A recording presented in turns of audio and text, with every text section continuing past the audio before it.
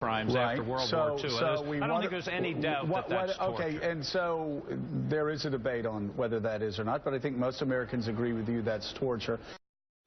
Certainly, though, I must say a lot of Democratic senators and a lot of Democratic congressmen and women did not think that was torture in 2002.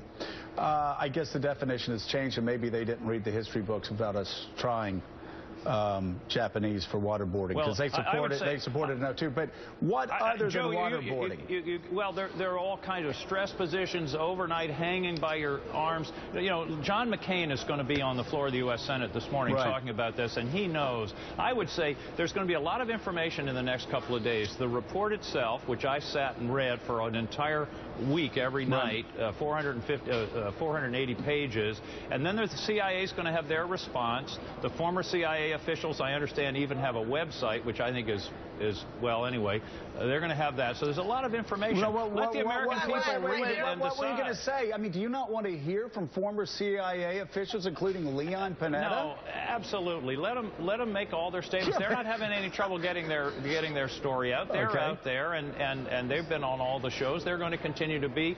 But, you know, you got to be careful about what they're saying. Again, they use this obfuscation about you know, it was the program that created the intelligence, and it did.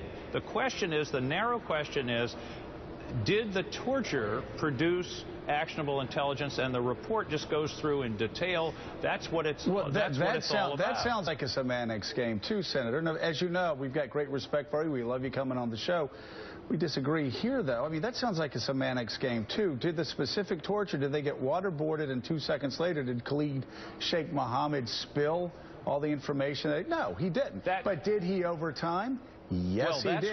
The question is, did they have it already? Did they get it through other sources? There's a very powerful, wait a minute, there's a very powerful piece in Politico today by a guy named Mark Fallon, who was a CIS interrogator in Iraq, Afghanistan, and Guantanamo, and he's done this for 30 years. Unequivocally, he says, torture does not produce good intelligence. People will tell you whatever they want to hear. Okay. That's what McCain says. Well, you don't hear that from people that were involved in the program. You don't hear that from former CIA officials that oversaw the program. What do you expect? Of course they're going to say it worked. That's what they've been telling us. I expect they're good Americans who did what Democrats and Republicans asked of them to do, and if it wasn't going to work, I don't think that, you know, I don't think they want to do what's against America.